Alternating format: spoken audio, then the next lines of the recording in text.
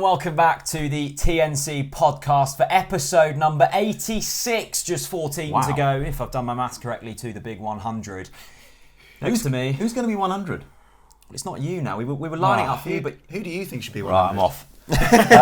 Pammy from Canary Cove. Oh, yes, with her please. barbel. how are you, mate?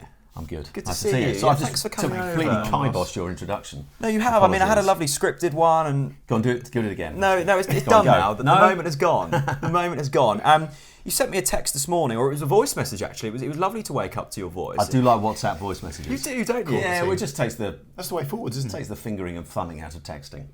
Good. Don't take that out of context. it? We do that on this Don't podcast. take that out of Well, I context. saw it was 2 minutes and 16. I thought that there's gold in here, and there was. You said you were in the sunny Mulbarton. Yeah. How is life treating you in the sunny Mulbarton at the moment? Back for the weekend. Yeah. Back for Easter. Is it half No, time? no, not quite Easter. It's don't- the Easter holidays. Okay. It shows how long you've been out of Yeah. the education system now. You've all I gone know. professional I know. and all that. Ish. We're back till we're going to go to the Reading game Okay. Wednesday night. So we went to the QPR game Saturday. Reading, your local team. Yes, I know. Well, me and Ethan went to and for me, where I live, the home game. Yeah. Obviously away from the Norwich fans. We sat in with the Reading fans. Actually, to be fair, most of them are very charming. I sat with my neighbours, Rich, and their 2 boys, Charlie and Harry. You know that when they scored, how many seconds was it? About 30 seconds, probably less than that we went back into the league. Yes. Because they turned around and gave us some lovely friendly banter. Yeah. When Some they witty banter, scored. yeah. Very well put. And then when he scored seconds later, and just Ethan's face was hilarious. He just sort of jumped up and just started laughing at Harry and Charlie. At that point, didn't see the funny side of it. But that was before we were good. I remember my neighbour saying, "That's how bad we are that we made you look good." It was quite kind of Norwich that night to almost give Reading a slight piece of hope, and then Yeah, just a little ray of light into the Madstad. Yeah. Nothing more than that. And Chris, that was, I suppose, before we were good. I think we were on a charge at that point, but when was that? October time? Maybe before that? The last home, I feel bad to say this, but it's just kind of the way life's been, but the last home game I went to was the Wigan game. We had a very late penalty. Yes. Now, do you remember who scored? I remember... No, my memory's terrible now. Mario Vrancic. Oh, that's I it. think was. That's it. The only penalty we've scored this season. I know that. Yeah, I know Yeah. that bit. Yeah, it's a great stat. But I remember going away from it and thinking, kind of okay. Okay. Yeah. And then suddenly, like, what on earth is happening? I mean, Chris, boom. you forget the journey we've been on this season, don't you? In terms of that Wigan game, it was 0-0 in going into the 88th minute, I think it was. Mm-hmm. And now we're walking, teams off the park. It's almost embarrassing for opponents now. I can't believe how bad QPR were compared to us. We were just ridiculous. We were so ridiculous that even if they were average, they were bad. If that makes sense, that doesn't make sense. I mean, I just made it up. but even anyway. their fans were singing songs like, "You're so bad, it's only 2-0." Yeah, and they were celebrating when they got a corner. And by the way, kudos to QPR fans for doing that. That's cracking banter. It was good. It was good gallows humour, wasn't there? I think they call it. Is it? Yeah. Okay. Yeah. Just when everything's bad, just have fun, and they did because they were terrible. Let's go back to our last promotion when things were rosy before the relegation and the transitional season and the Jez Moxie times of Norwich City. We'll skirt over that. Big up the Moxie. I forgot about that. Yeah, that was Isn't it funny how Control whenever Alt deleted that I episode. love how whenever anyone says anything about Moxie, the instant reaction is just laughter. Yeah. That just says it all. I think everyone's tried to forget that time. Okay. Well, the thing was, we didn't know why he was here, and having chatted to him in the director's lounge, and I knew him a bit because I did a couple of Wolves end of season dinners a few years ago, so I knew him a little bit. And he's an okay guy, but after chatting to him, I kind of got the impression he didn't know why he was here, which was a bit strange. The yellow tie didn't suit him. He just was more at home with the gold tie of Wolves. But I suppose if you're going to screw up, do it properly. Really screw up. Yeah. Royally. But that was the last time we were promoted, and you were at Wembley that year. You had the dream of all dreams that day, mate. Oh, it was amazing. I was Amazing. sick with jealousy of you on Yeah. that pitch, my friend. Yeah, but I was in a funny way jealous of you guys as well because I was caught between a rock and a hard place. On the one hand, you've been handed the biggest game of the season to present, regardless of whether your team are in it or not. It happens to be your team. You've just watched this thrilling, wonderful, amazing, hilarious 2 legs against Ipswich. And now you're at Wembley. But there was part of me, and my family were literally, so we were kind of, as you look to the Wembley tunnel, we were just to the right of the halfway line. I can see my sister Becky, Neil, Olivia, Holly, and Thomas, my nieces and nephews, and I was a little bit jealous of them. But I think it was when it got to full time, and I'm literally stood in the tunnel, touching the trophy. Get a little touch that went past. And I think Roger Rees was the fourth official that day, so I'm eyeballing him. I mean, we weren't going to lose from there, but just waiting for the moment. I could see all of the Norwich playing staff, the players, the subs, Ricky Martin, Alex Neil, all ready to go, and then suddenly the referee blows his whistle, and you just follow them out. Now that's a moment, at that point I thought, I'm not jealous of people up in the stands. I'm delaying Basong from going up to get his medal because I'm interviewing on the pitch, and seeing Delia and Alex. It was just to be there on the turf at Wembley when your team has just been promoted. What a memory! You can't buy that stuff. And I got. They did very kind. The Football League did this amazing big frame thing. The kind of things you see at auctions. Yeah, you go to the charity dinners. Yeah. But this is special because it's got Norwich on there. It's got a picture of me in it. It's got one of the winners' medals. Oh, really? Wow. You got a winner's medal? Yeah, I know. How did this happen? Hang on, this shouldn't be happening. The Football League do make some spares. Okay. And it just hangs on my wall. Yeah. You didn't nick Seb Basong's then? Yeah. No. In terms of that season, Chris, we've spoken to players from that season, coaches, haven't spoken to the manager from that season. But Simon, you were obviously engulfed in the Football League at that point. You were covering it week in, week out. And we've spoken, as I said, to people from in the club at that point. And I think they got to a certain stage when they thought, this is going to be our year. Was there a stage when you thought, hang on, Norwich have a real chance here? And at what point in the season was that? I'm trying to remember exactly when it was, but I remember having a conversation with my producer. Bournemouth away?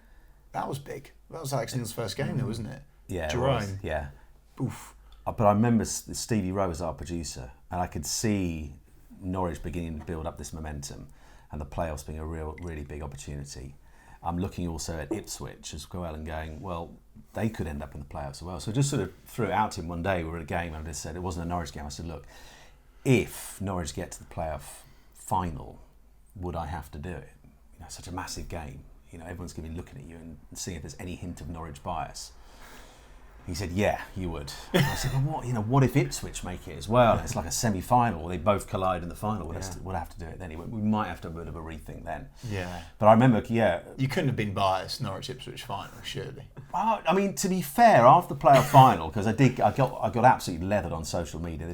Ipswich fans, it wasn't so much what I was saying. It was simply the fact that a Norwich fan was presenting. Yeah. I just couldn't handle it. And in some ways I can understand it. But I tried to play with as straight a bat as I could. All my celebrations were reserved purely for the studio, which looks down on the Ipswich fans. And Darren Eadie was only too happy to give them plenty, as he often did. Unfortunately, James Scowcroft never took it as well. And he wasn't with us on that. It was George Burley. But I remember doing games with Eadie and Scoey, and the two of them, Eadie would give it to them. And then Ipswich rarely scored and sometimes did. And Scoey then give it back to him. But, Eadie's whacking on the windows. I'm jumping around the studio. That was the only time. He's a bit of a maniac in the studio. Oh, he loves it. Well, he's got the safety of that thick glass. But when there's a few hundred below you, I don't want to get too carried away with it. I mean, who was it that tweeted this week that Darren Eadie's made more appearances on Sky than Norwich now? Was that Mr. Huckabee? It's got to be Huck. Huck's quality tweet. If he's not digging out his wife, it'll go elsewhere like that. Yeah. I think I also saw a stat that said that Darren Eadie is unbeaten on Sky Sports when he's been covering Norwich City. I like that. I'm not sure if you can think of it. I don't remember a defeat with him. No, I don't. So when interesting. When you go to your producer and say, look, if we do get to the final, or if Norwich are to play Ipswich, what are you expecting him to say? Because you're obviously posing the question thinking it might be a no. I'm expecting him to say you'll be doing it. Right. Yeah, but I just thought I'd just but throw what do it you out want there. To do? Well, that's like being there on the day. You're caught between two minds because on the one hand, you really want to present it. Why wouldn't you? This is the if you're doing the Football League, the biggest game, and it's easily as comparable to the biggest games in the Premier League because of what's at stake. Yeah, agreed. Massive. What's the most expensive game of football? Well, we always had to. It was like cliche bingo on that day online. When I used to see the words in the script, I was like, oh, do we have to call it that? We've got to find something else to do. How much to expect? No, it always came back to that one. But also, kind of, do I just want to enjoy the game and not get any flack for the fact that I'm a Norwich fan and we're up against Ipswich? The one comment I remember after the playoff final, which I thought I've done the job I was supposed to do, I actually got, this is a rare, and I forget his name, but if you're watching. But it wasn't my mum watching. Yeah, I know. Hi, Jack's mum. And the nanny fan club. See you in Cromer again this summer. Indeed. it was from an Ipswich fan, and he just said to me, he said, painful though it was to see you guys there, I just want to say I would have never known you were a Norwich fan today. Really? Wow. Now that in terms of doing your job, Yeah. you've obviously got it right. Yeah. Because you've been fair to both sides. You've not allowed your excitement of what's happened to overflow. Because whenever I did a player final, when you were interviewing the players afterwards, even though it wasn't your club, you'd still be excited on their behalf because their season's just culminated in winning on the biggest stage and they've picked up the biggest prize. You want to, you're going to be happy for them. Apart from when it was Hull and they just played so badly, it was a terrible game. But and then it's your team. I think the people don't begrudge you being happy, but in terms of when you're asking the questions, you're talking about the key moments in the game. You've got to play with a straight bat, and the fact that an Ipswich fan took time out to actually say that, I thought, well, I've obviously got it right. Chris, do you draw any comparisons from that Norwich side, the last promoted side, to the current one? I see as much of a hunger, definitely. I think that under Alex Neil, it almost seemed a bit, I think botched is a harsh word, but it was... Botched is a harsh word. But we had Stephen Whittaker playing like Andreas Iniesta at Wembley. I mean, what is that in itself? That was remarkable, It was wasn't a late surge. Yeah. And I think that it was just very different. I think that you'll see a Norwich of that ilk of one of the playoff teams this season. But there's, I think, more comparable, and it'd be interesting to get Simon Thomas's thoughts, is that they've been making links to Wolves now, the Wolves side that came up of late, and Norwich now, how dominant we are, how aggressive we are, how much ball we've got, how many goals we've scored. I don't think there's too many similarities in that. I think that, I tell you one thing for free, I prefer this team. I really do prefer this team, and every inch of my body thought we were going to lose that game in the playoff final. I wasn't confident. Millwall, God, imagine it was Millwall. Middlesbrough. Yeah. I honestly thought Middlesbrough were going to spank us one in the playoff final. So there you go. Whereas now I feel confident that we Do you remember when can they do hit the anyone. crossbar very early on? Yes. Bradley Johnson, wasn't it? Yeah. And then they went, George Frenner went down the left. I forget who hit the crossbar, but there was that. I think if they'd scored then, I agree with you, I think it would have been really, really tough for us. And then, of course, Danny Ayala, the goose lookalike, fell over. But not even as good looking. Jack, he's got to be the ugliest Norwich player of all time, surely. No comment. Cool. You could go plenty of places with that one. I think that was also the day that a certain Patrick Bamford didn't touch the ball. I think that was a stat. He didn't touch the ball at all. Wow. Leeds Which was great because of what happened the last week. You remember when they came to Carrow Road? Yeah. I was doing that game, and there was he wasn't a very popular figure that night, was he? Leeds fans 6 games ago thought he was like the saviour of the world. And now they're changing their minds. But Simon, He's too posh to be a great. I think he's very well educated, isn't he? Yeah, and we shouldn't criticise. No, he's a great guy. He's a great guy. He's a lovely lad. Simon, he's a lovely lad. We're going down avenue we don't want to go down. I suppose, though, the one similarity, though, Simon, is once you get on a run like we did under Alex Neil, it's hard for a team, especially in the Championship, when you come up against a team like a Norwich at the moment, you are going to be fearing them because of the run they are on. Yeah. And we've got that. You were there at the weekend. Yeah. You saw how dominant, how confident they are at the moment. They are just oozing confidence from top to bottom. And I tell you what, having not seen them in the flesh, I've seen them plenty of times because they are dominating Sky's Football League coverage, and rightly so. About time, eh? Yeah. Hey? Yeah. So I can say anything now. Do you know what I noticed? I'm not saying this wasn't true back in 2015 because there was a togetherness, but I just look at that team, but I look beyond the team. I look at the whole club now, and there's a togetherness from top to bottom. Everyone is on the same page. I just found it hilarious. I just loved Farker coming out and just doing his moment with the fans, and there's just this incredible unity. You know, when Pookie tracks back because we were down to 10 men. Oh my God, I almost cried. And I'm thinking, wow, this this is our centre forward who's scoring goals for fun. He doesn't need to do this, but he did it. Yeah. Because this is a team from back to front, just fight for each other. And but I think the togetherness goes beyond just the starting 11 every week. Agreed. It's just. And if I hate dropping this in, but I was in the director's lounge after the game, just catching up with Delia, picked that one off the floor. But even just chatting to her. No, I had one of Eddie's legendary sausage rolls. Did Have you had one? I haven't. Oh my goodness. Puff pastry or short crust? Oh, puff pastry. Oh, goodness gracious. Mega. That's filth. and I bet you have. But brown even in sauce there, with the you can rolls. sense in there when it's. I mean, listen, if people have lost, let's cut the sausage rolls. No, let's not cut the sausage rolls. But even in there, just I mean, obviously it helps when you're winning and you're 8 points clear. We weren't at that point. We're 10 points clear because they haven't played yet. But you're flying high at the top of the league.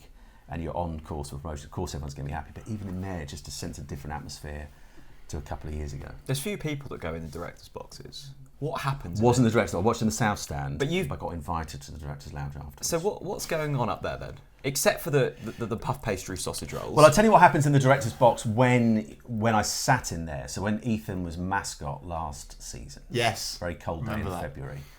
And poor little Ethan, it is full kit. I know. It was freezing. But as you come back in the director's box, as you walk out, there's someone handing out blankets. No. Yeah. Nice. And I looked to my left at one point, and Ethan, Thomas, cousins and everything were all wrapped up in blankets. And I was really disappointed. And you didn't get one? Well, I did, but I wrapped just my legs slightly at one point. Just to show some unity, you know. But it's that's life in there. It's not quite as grand as some clubs, but the rug's a lovely touch. Chris, let's get your claim to fame. This is becoming very surreal in places. Didn't you used to have to lay out Eadie's blanket? Pardon? Did you? Yeah, really random. Yeah, and turn her bed down at night. Before the game, you used to have to put the blankets on her seat each game. That was one of the things. My other claim to fame. This is so random. She's lovely. My old man used to be good. Yeah, superstar. My old man used to be mates with Lee Clark, and I ended up. It was this. This is just such a weird. Maybe it says a lot about the Glenn Roeder era. I ended up in the managers' lounge. Do you know what the managers' lounge is, Jack? Have you been in the managers' lounge? Where they share a glass of port after the game. Port? No, I haven't actually. No, okay. I bet Farker's having a stein now, isn't he? It's quite close. Right. There's enough for maybe 8-9 people tops. And I remember going in there after the game in the Glenn Roeder era, and it was just such a strange atmosphere. And you used to be able to get out on the pitch afterwards and all sorts. There's my claim to fame. I can imagine Farker in the lounge in a pair of very shiny winkle pickers, some very tight leather trousers, and a spray-on black t-shirt. He stinks of leather, doesn't he? The hair grilled back. By the way, Glenn Roeder was spotted. My niece Olivia has just come back from Centre Parks in Elveden, and Glenn Roeder was there. Really? Yep. Was he a lovely man? I will ask her. Okay. Olivia, was Glenn Roeder a lovely man? My niece is just off camera taking pictures. What does Glenn Roeder do at Centre Parks? You know you get to pick activities at tell you what, he just walks around miserable. I tell you, he stinks of the geocaching. He absolutely reeks of it. The most boring activity. Oh, don't even start me. Drop down a comment below if you know what geocaching is. I know Goodness what it is. Gracious me. You obviously played it because it's scarred you, isn't it? It's kind of like a terrible treasure hunt. It's like a modern treasure hunt. It's awful. I can't even begin to tell you. Right. Big up Centre Parks though. Great gaff there. Well, the crazy golf is expensive. Yeah. Great swimming facilities there as well. Enough about Centre Parks. If they're willing to pay us. Sorry. That's fine. Welcome to Talk Centre Parks. TCP. I mean, promotion is on the horizon. Yeah. What have you made of the whole Farker era over the past 2 years? Because when Ethan was mascot last season, well, we weren't sure, were we? Well, it was pretty grim, wasn't it? We really weren't sure at that period. I mean, James Maddison came out with Ethan. We let go of James Maddison, our star man, and you're thinking, Jesus, where do we go from here? Ethan asked me the other day, why did he go? And I was trying to introduce him to how the transfer market works and money, and why a club of our size, when you get a player like him, unfortunately, you know, other clubs will come in and pay a lot of money for him, and they go. He couldn't get it into his head. He actually asked me this during the QPR game. Why did players go to other clubs?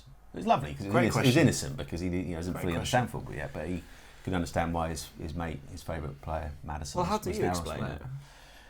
I just said, unfortunately, we are the size of club that when we get very talented. This is what is partly does worry me about how good this team has been, because watching someone like Hernandez, who just is.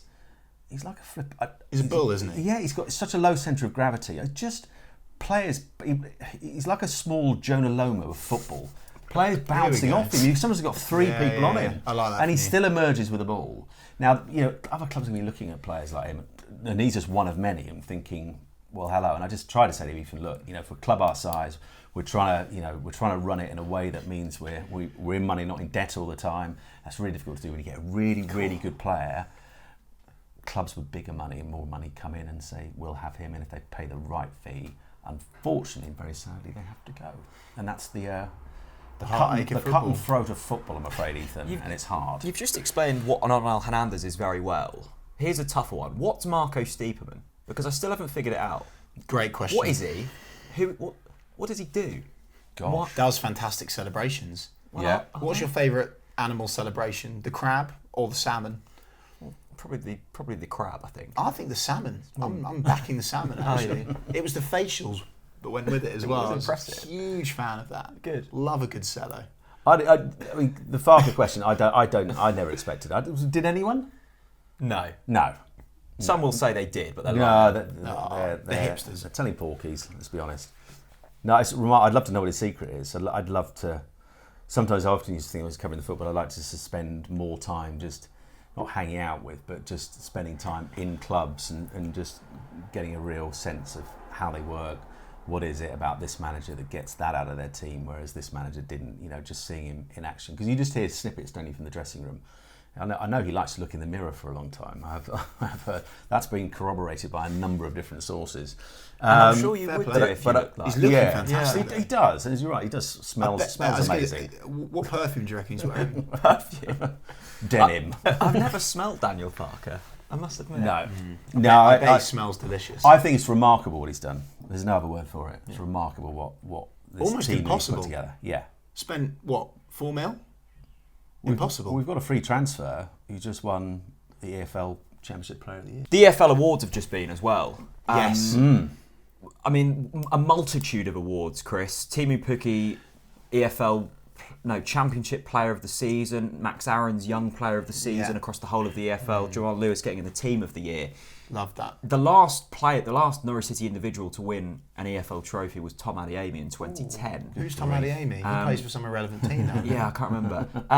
That shows just how impressive this year has been. Definitely. And one of the things that I really enjoyed about the press coverage last night, eagerly anticipating them to get the awards they deserved, was how Timu Pukki was just so... In fact, in one of his interviews, he says, actually, you know what? He kind of said, I'm past my bedtime, so I actually need to be closing off this interview. And the guy goes, yep, no worries. Okay, then. Off you go. And he's just...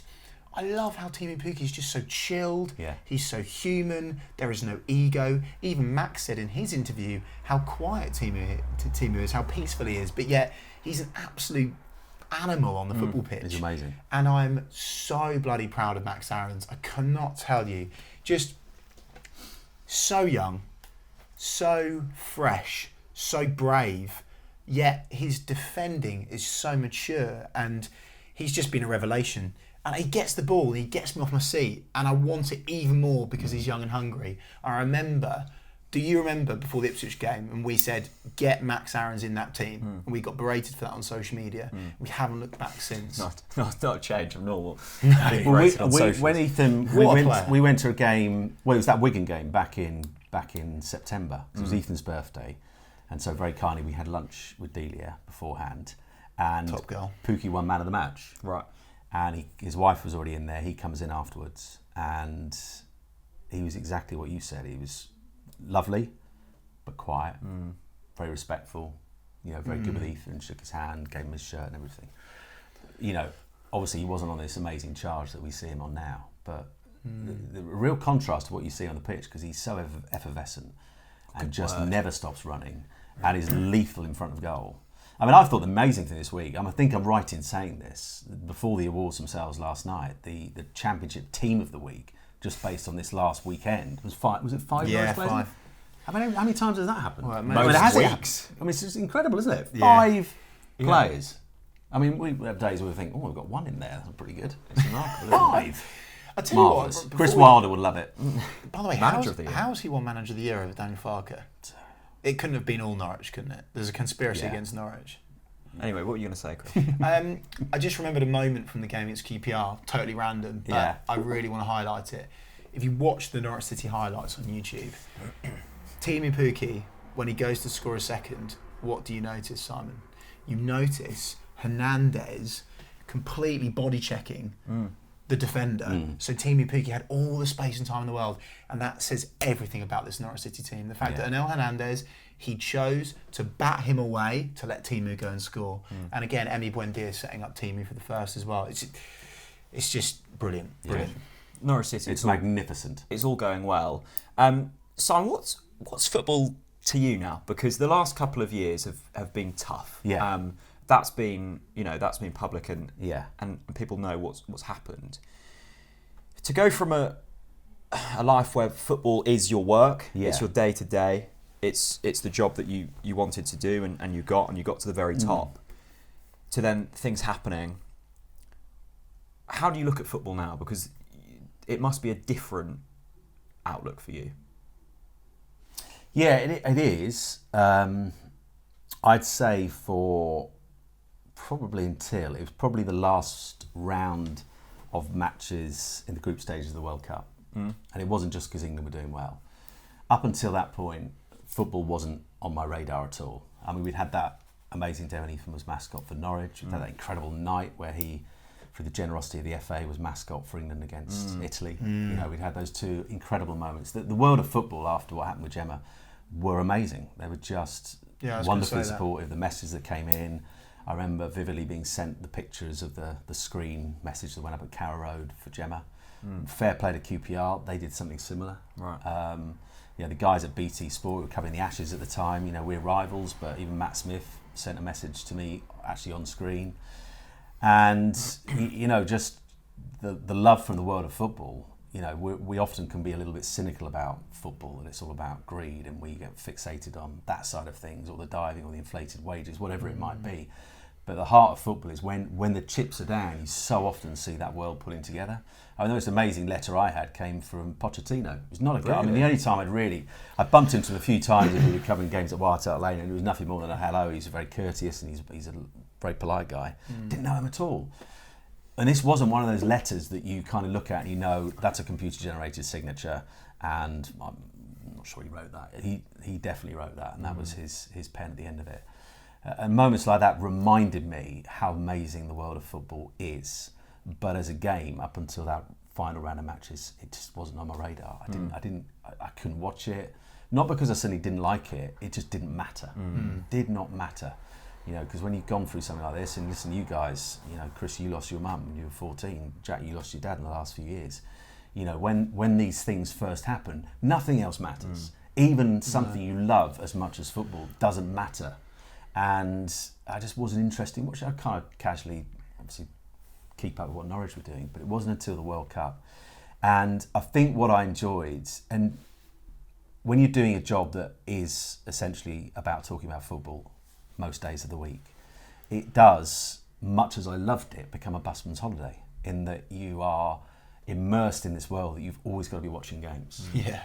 And there are a lot of games to watch. I mean, I'd often be sat at home watching the telly with Gemma, and we'd be watching something else, and I'd have the laptop or the iPad go, so what are you watching now? It's another game. Because you never wanted to turn up when I was doing the Saturday Premier League game. You never ever want to turn up at 8:30 for that production meeting. Prepared, yeah. And you got Carragher or Souness, whoever it might be, standing over your shoulder. Cool, you wouldn't mess with them, And would you? no.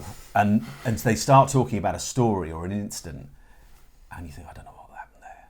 And I'm going to have to bluff this. So you would make sure you watched as much. Carragher, I don't know where he found the time from. He watches pretty much every game from almost every league around the world at some point of the week. You just know. That's why he's the pundit he is, though, because he's passionate and he works hard at it. There was, when you're that immersed in it, it took some of the fun out of it. I loved my job, but watching football was a chore. Not a chore, but it was. You always felt like you're working. So if you were watching just a game that you'd probably watch anyway, you are thinking, yeah, but in a couple of weeks' time we are doing Chelsea against Leicester, and they've just made this point about Hazard again. That is a really interesting point they've made. But kind of when we do that game, you kind of maybe need to explore something different. So you're writing a note down. You're never watching it just as a punter. Yeah. Suddenly, for the first time in years, I was watching games again just as a fan. And actually, I just felt this weight coming off my shoulders. And I just want to say this again, I loved what I did. I was incredibly blessed and fortunate to get paid to stand in a playoff final and present your own team going to the Premier League. And memories I will never ever forget for as long as I live, and would never ever want to change. But because everything else had changed, the way I looked at football changed. But since that point, I've just enjoyed watching it as a punter again, just being a fan and choosing the games I want to watch. I'm going to watch that, but actually I don't need to watch that. It just changed how I looked at it. But I'm definitely back in love with the game. It's just it doesn't quite matter as much as it did. I'm not saying if Norwich didn't go up, which is not going to happen, it wouldn't matter. It would hurt, of course it would.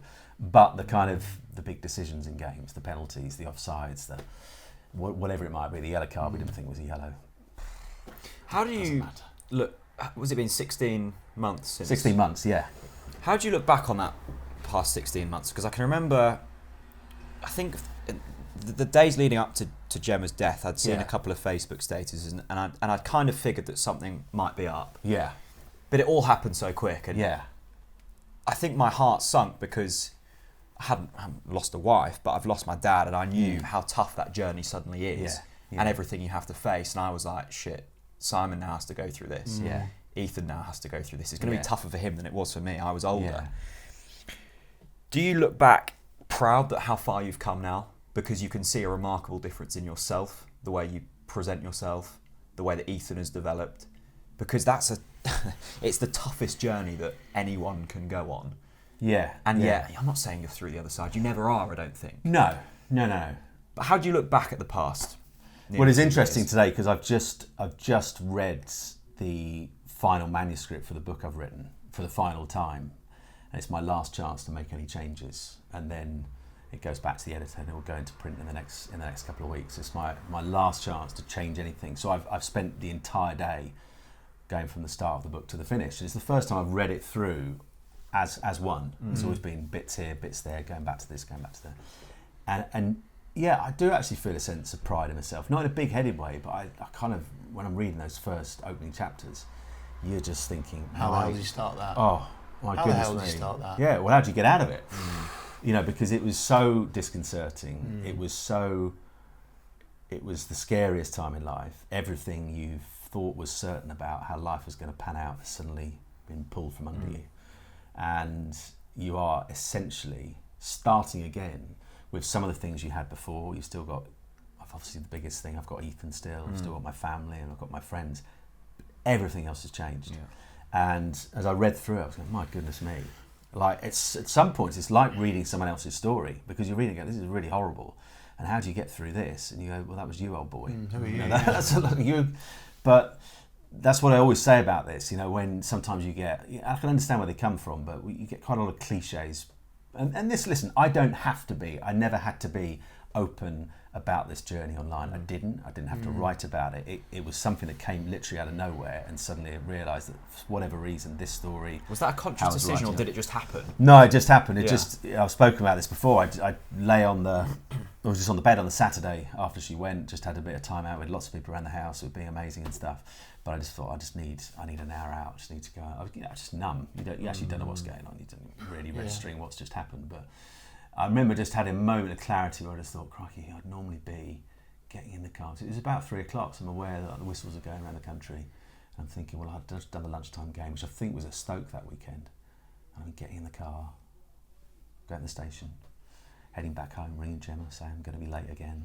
Train at Warrington Bank has been delayed again. And I thought, crikey, because I've been off work ill with this depression and anxiety, I think for 3 or 4 weeks by this point, I think, no, I haven't been at work in ages. I ain't going to be back for a long time. I don't know at this point, I'm not going back. I think there's no way I'm going to be back at work for months. And I just thought, I just want to let people know. That was all it was. Just going to let people know what's happened, and this is why I'm not going to be around. Didn't do it because necessarily everyone was thinking, where's Simon? And I just decided to write it, not consciously, just wrote it exactly how I was feeling. Just use these words, I'm in indescribable pain, you know, etc., etc. And it was like this bomb going off. Suddenly, my phone goes into meltdown. I couldn't spend all day looking at it because there's too much going on, but I was just aware something was going on out there, and it gets retweeted. I can't remember the times, 88, 90,000 retweets. Just bonkers. It's been retweeted in areas of the world I didn't even know that they know about me, let alone. And that's where it all kind of started from. And I started, as the weeks went on, to think, when I said something and talked about this area, whereas it's an area people don't like talking about for obvious reasons. Death isn't much fun, but it's going to come to all of us. We're all going to experience loss at some point in our lives. You guys experienced it sadly a lot younger than you ever planned and your parents planned, but as they say, shit happens, and some of that shit can be really, really painful.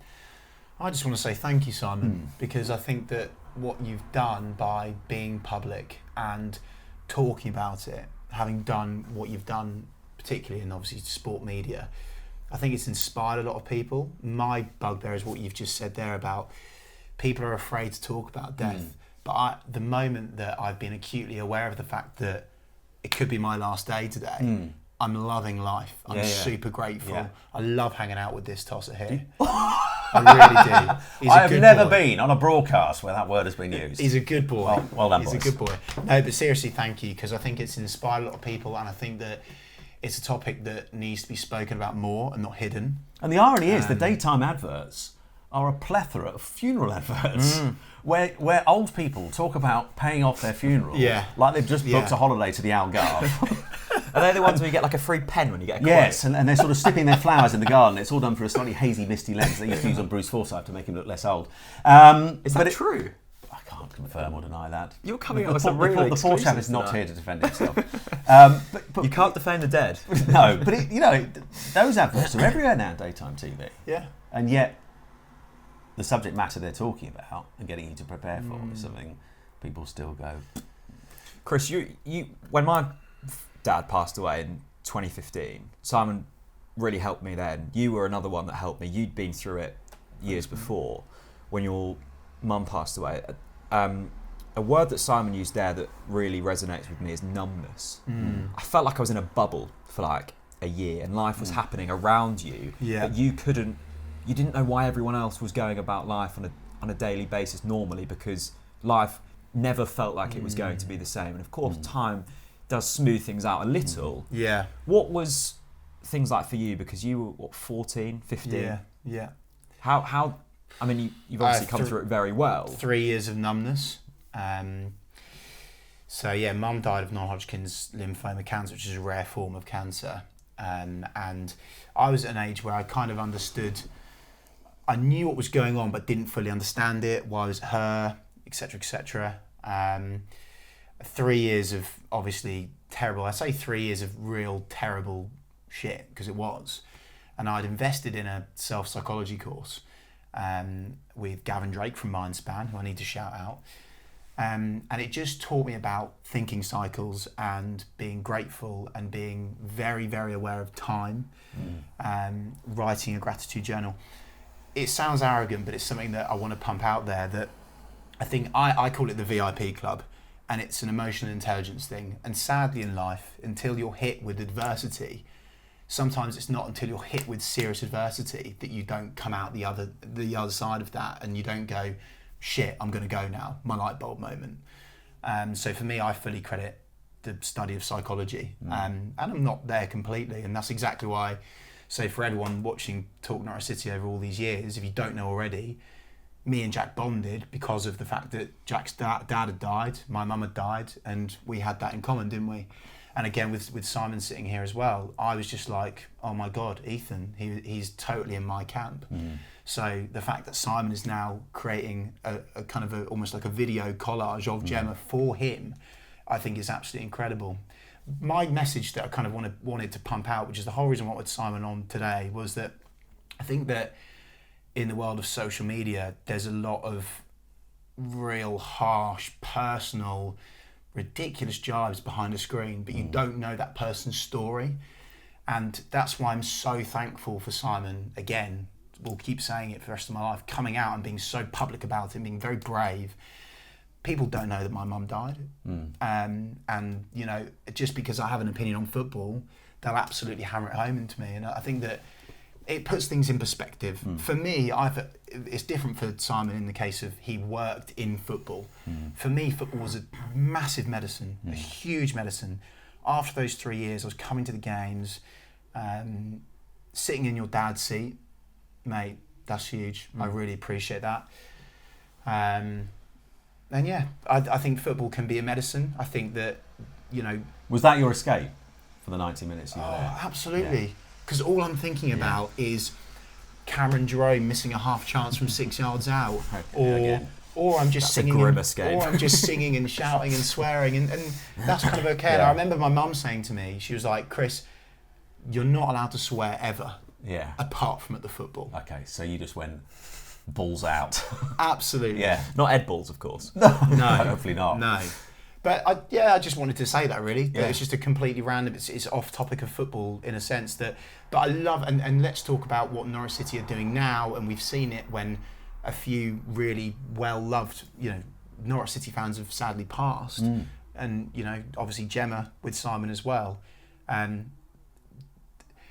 When we all stand together in the Barclay and the Snake Pit singing On the Ball City, there's something about that just makes the hair stand up on my arms, and I think I'm part of something. Yeah.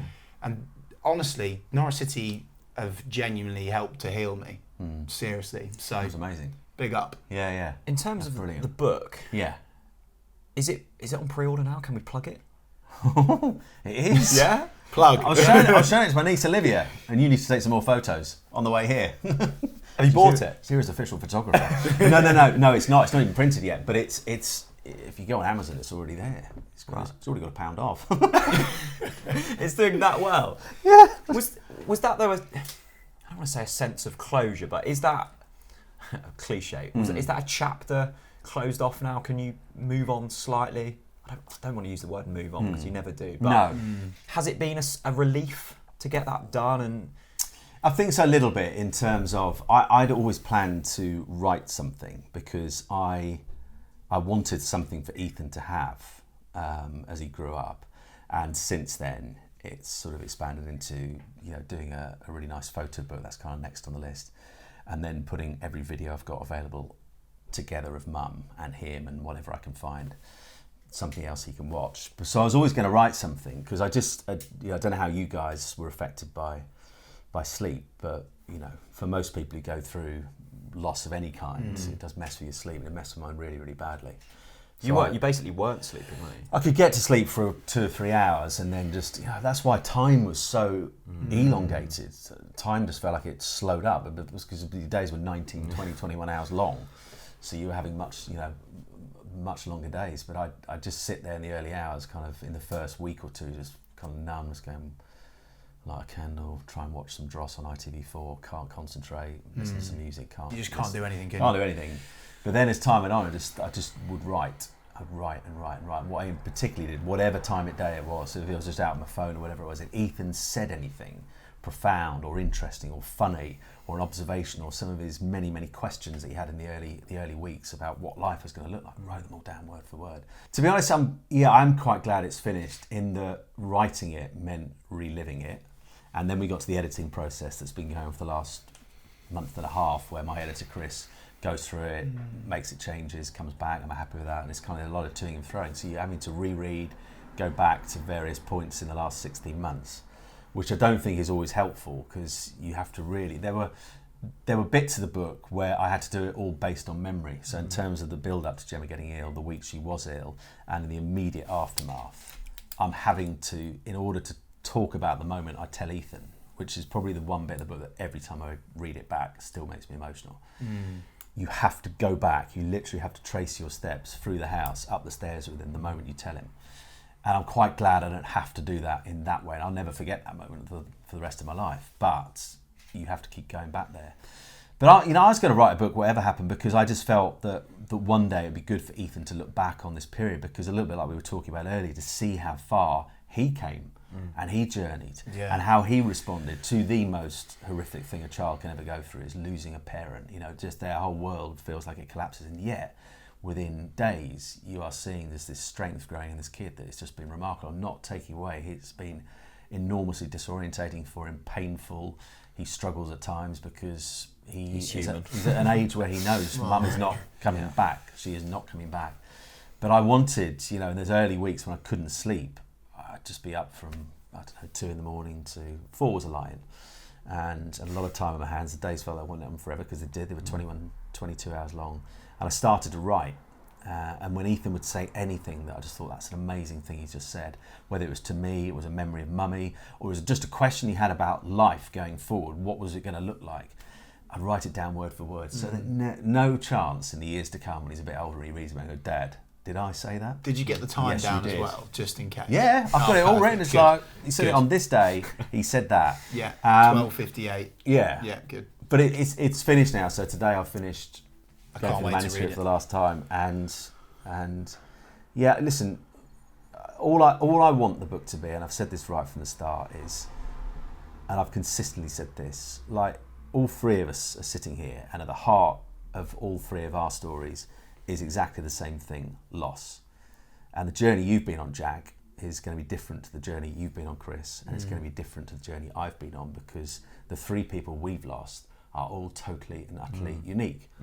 Like the three of us are, like the guys watching at home, all totally unique. So how we miss that person, how we express the absence they've left in our lives is going to be wholly different from person to person. There'll be those themes of, it might be denial, the emotions, the unhingedness that we feel at times, those flitting between anger 1 minute and then we're okay the next, and the next minute we're on the floor crying our eyes out. There's lots of similarities in some of the emotions that people express, but how they respond to it will be different. So I'm not sitting here saying we're any more unique than anyone else, our story's more important. It's not. What happened to Gemma was brutal. You know, I think why it shocked people is because why it shocked me beyond the fact that she'd gone was that I thought cancer, even when the diagnosis is horrendous, affords you time. I'd heard of people going weeks after being diagnosed because they didn't realise they had it. This was a cancer that only developed in the 3 weeks to 4 weeks before she's diagnosed. A month before, she hasn't got acute myeloid leukemia. And a month later, she's gone. So I've never heard of a cancer like this that could do that quick. It's an unusual story. But again, it's not unique. And all I wanted this book to be is it's just our story, and people can like it or leave it. And it's just how we went about responding to this, something about who Gemma was as a person, what happened to her, and then just the story of how we responded, how we got through some of the darkest hours, how we began to find life again, how we began to find a purpose to live again. And actually, do you know, the biggest light in this book is the story of Ethan, because he was the biggest single reason why I am here I am today, because a kid drives you out of bed. Love that. You know, I've been watching Ricky Gervais's Afterlife, yeah, which I think is brilliant. Yeah. And I watched some of that, and I you know, the bit, if you haven't seen it at home, you know, he's lost his wife to cancer, but unlike me, he doesn't have any kids. He's got a wonderful dog. It is a lovely dog. Yeah, it's a beauty. But kind of in the early episodes, the wheels have come off. The guy is putting a dried up bit of cereal because he's got nothing else to eat. His cupboards are bare. There's crockery still to be washed up. He gives the dog baked beans because he's not bought any food. He downs a vegetable curry because that's the only tin. In another episode, he downs a glass of water with crunched up Weetabix in. That's been a good day. And I looked at it and it kind of made me feel better. I thought, okay, this isn't true. But it was never quite that bad. It's never quite that bad. And it's just... It's perspective though, isn't it? Yeah, Simon? I just want to give people hope. You know, people who've gone through it, the hope that you can come through the other side.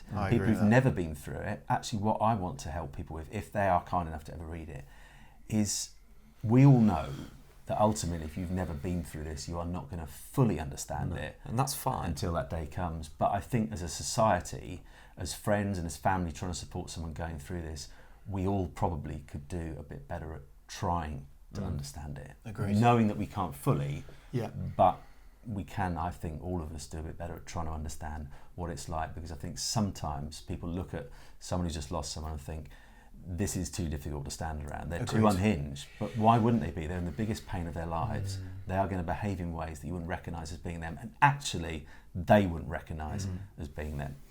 Chris, we had John Norman on last week. Yeah. Oh, what a lovely man. Top boy.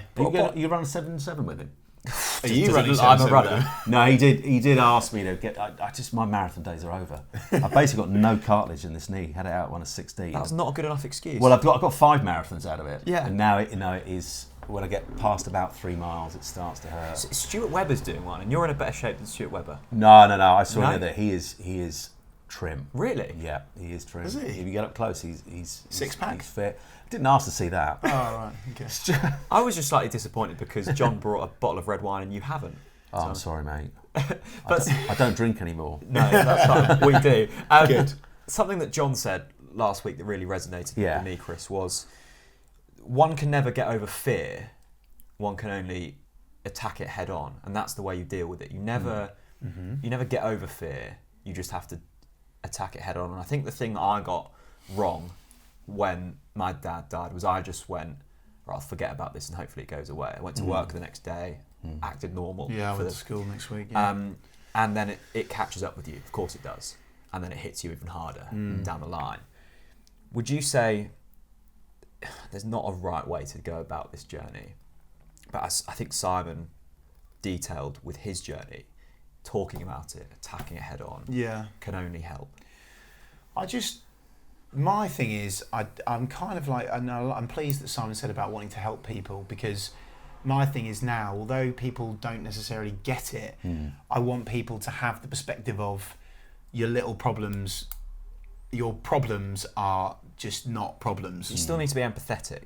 Yeah, but it's just about so for me, I'm just trying to say to people, look, trust me, this isn't as bad as you think. Yeah. You know, I could get hit by a bus right now, and honestly, I swear to God, I'd be content with my life. And I think that when you have that mindset, you do nothing but win. So I'm just trying to go out, and I'm trying to inspire people. It's exactly what I wanted Simon to come on today, because I want people to realise that it's a thing, and it's a thing. You're gonna go. And let's take this in very small little Norwich City world terms, that we've now officially said that football doesn't really matter all that much. But I think the thing that football that relates to our journeys is you have to enjoy the journey. And for anyone that's watching and listening to this now, it sounds fluffy, but just think about that for a minute. Why have you loved this Norwich City season? It won't be, I mean, look, Daniel Farke on a horse with the trophy at the end of the season will be pretty special, but you've loved it because of the journey, because of the last minute Timu Pukki goal. And similarly to our experiences, you remember, I'm sure, being at the football with your old man in the top of the NMP at the time. I remember the stories of my mum. Simon remembers the stories of Gemma, those precious memories. And I just think that's it. I just wanted to do it. I don't know, I'm going all over the shop. Do you know, there's a moment on Saturday when I was watching the QPR game, and we should have been 5-0 up in the first half. Yeah, definitely. I think when we went 2-0 up, I just thought, A, we're amazing, and B, QPR are hopeless. So this is going to be an absolute goal fest. And I turned around to my family I was with and I said, right, if we go 6-0 up, and it has to be 6-0, not 6-1 or 6-2, I will take my top off and give it a big whirl around. Wow, and I messaged the guys at Sky, because Jonathan Oakes, who's our reporter, was over the other side. I said, if we get 6 and it's 0, I will take my top off. And we were all laughing about it. But you know what? As I was there, I just thought, yeah, life is still hard. There are still bits of it.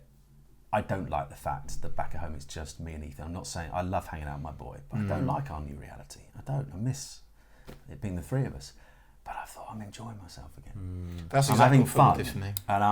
and I'm willing them to go 6-0 up, because I will do it, because they're a little bit like Ricky Gervais in Afterlife. Yes, I don't swear at random school kids, but I don't care. So I would have got my top off. I would have given it a good swirl around my head, because for that moment and that day, and it was my sister's birthday, Becky, as well, I thought this is a good day. And it's that realisation that however hard life can be, and whatever you go through, and this is what I try and encourage people to do, get in touch with me online about having lost their wife or a child or whoever it might, or a parent, you know, whatever, loss is loss. I just say, you won't see it now, because I didn't see it. I remember people telling me in the early days who actually knew what they're talking about. They said life will one day get better again, and it will become a bit easier. And it's like an affront. I found it offensive. I was like, how on earth can you ever say that? Yeah. How the hell does this get easier? But it does. And then you're on Saturday, you're laughing, you're just loving Norwich playing like this. Yeah. You are loving Pukki tracking back. I loved that. And I'm so loving much. the thought, I can just, if this goes 6, I'm just going to rip my top off. And I don't. Yeah, I did it, you know. What, ripped your top off? No, Nottingham Forest, 3-3, actually. Nottingham Forest. Jack looked behind and I was like, no, I'm enjoying this. Yeah. I'm enjoying this. Love it. Jack. And you can enjoy those moments again, because you have times you feel, I shouldn't enjoy life again, but I always come back to the same thing. I know Gemma would want Ethan and I to enjoy days like that, to enjoy life again. Was it like a light bulb moment when you thought, shit, I'm happy? Or was it a gradual process where it just got easier day by day? Or did you get to a point and you're like, okay, this will be all right again? Because I know, well, I don't know. For me, it was like, this is going to be really tough. And then it was like, just got easier day by day. The weight starts to lift. Yeah. Was it like that, or? It's a very gradual process, and sometimes I think that's what's been helpful in terms of writing the book. So reading it for the first time today from start to finish, seeing the whole story as one, and kind of tracing the path we took out of what happened, you kind of see the significant moments more and more. And you see those moments where you kind of have those light bulb moments where you realise, actually, this is the way it's going to be. And there've been so many of those moments where you have a moment where you felt enormous pride at Ethan, whether it was just getting up in the school assembly or in his class assembly and saying something, where you had to get to that point where you have to accept that the joy and the pride I'm feeling in watching him is always going to be accompanied by the pain of mum not being there to see it. And that is going to accompany myself, and it's going to accompany Ethan for the rest of our lives. Whatever he goes on to do, if he goes on to hopefully pass all his exams, if he decides to go to university and graduates, if he decides to get married one day and have kids, those big milestones that we look at in life are always going to be accompanied by pain. There's an empty chair. And it's when that moment you go in your head, you just go, I just have to accept that that's the way life is now going to be.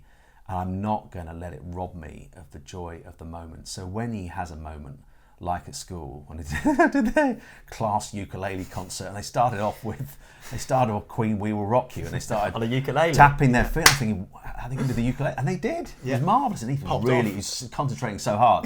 And I was laughing, and I was enjoying it. But then in that same moment, it was that kind of, Gemma should be here to see it. You should be looking at his mum's face as well. And it's those moments when you accept things like that. You go, okay, this is not what I wanted. A long way off what I wanted, but this is now the way my life and Ethan's life is going to work. And once you start accepting those things, painful though they are, you begin to move forward because life begins to reshape, and it reshapes massively. I think it can be a catalyst, definitely. Jack, what about you, mate? Has football helped you since your dad died? Did it upset you? Yeah, I think it did help me. I can remember I was with Simon actually. I think it was a couple of weeks after my dad died, and you invited me down to Carrow Road, and that was a nice escape. I remember that well. Yeah, that was a nice escape. I think it did help me. I think I used the word distraction. It was my distraction, and I think that can sometimes be a hindrance because, as I alluded to earlier, you maybe don't face your problems head on. And I was 15. Of course, I didn't know what to do. Yeah. No one knows what to do. No.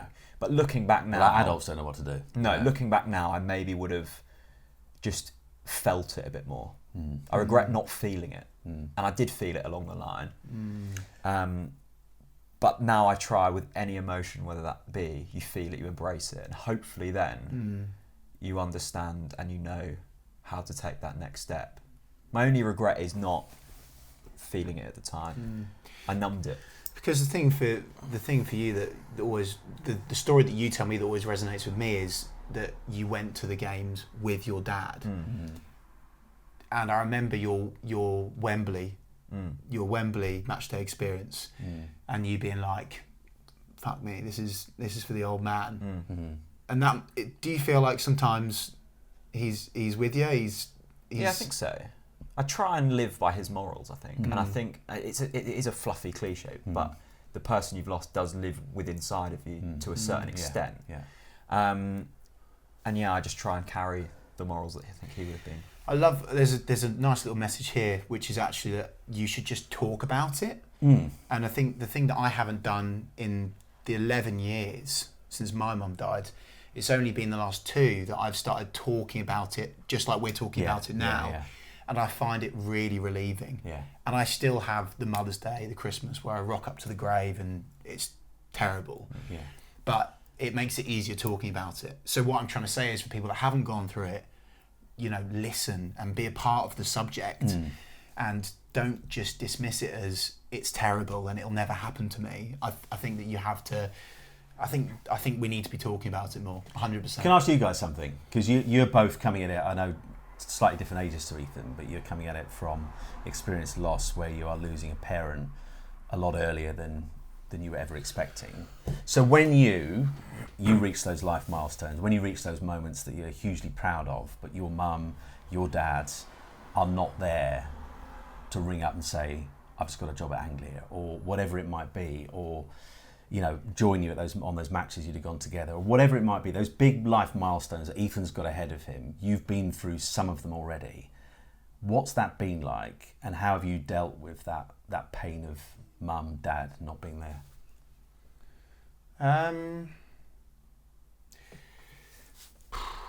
It's pretty shit. I feel like I'm 1-0 down. Yeah. A lot. Yeah. I think there is always maybe someone missing. But I know with you, Chris, it does strive you on somewhat more. And I think the way you find contentment is that there's never a right answer. Yeah. And you just stumble your way through to the best of your ability. And I think that's absolutely fine. Yeah. I mean, this guy was hugely encouraging. We went to. I knew this wouldn't be easy. We went to. It's all right, mate. Hang in there. We went to a friend's birthday party in. Well, it was Jake Humphrey's 40th back in September. What a night! Yeah, it was a good night. What a night! Yeah, you were cogent at this point. You were still fairly okay. I didn't say that though. But I had a really good chat with you actually, and we were talking about your experience losing your mum at 14. Ethan was 8, and I remember one thing you said to me that night, and that's where in terms of just any one of us, anybody talking about this openly and being able to share their experience can be massively helpful. Because one thing you said to me, and I said, how do you see your mum all these years later? And you said, well, she's become almost like a bit of a god-like figure. Remembering the day-to-day with her is really hard. And I remember being really taken back by that and thinking, good grief, I can't imagine this happening for Ethan, because, why would he forget any of this stuff? But already, as I've spoken about, those day-to-day memories are fading. And I just remember you saying, whatever you do, just keep mum part of the conversation. You know, you've got to talk about it. You've got to, if you've got memories of being put together, put them together. And that's, the book's partly that, but actually what I want to do in terms of a video and a picture book about her, that was a great wisdom from you. It was hard to hear. So, this is a guy who knows what he's talking about. He's quite a few years on from where Ethan is at. But hearing that, it was like something I didn't want to hear, but I did want to hear because it made me very aware that I've got to carry on, as I've tried to do, keeping mum part of the conversation, so that, as those memories of the routine of life fade, the memory of the person, what she sounded like, what she looked like, the kind of person she was, never fades. Yeah, I'm with you. I'm with you entirely, mate. I think we end it there. Are we going up? It's difficult. Are we going up? Are we going up? Of course we are. We are going up. We are going. Are we winning this league, Simon? Yes, I think we're going to. Yeah. Good. Yeah, I do. You think? Yeah. No, we're going to win the league. Good. And boy.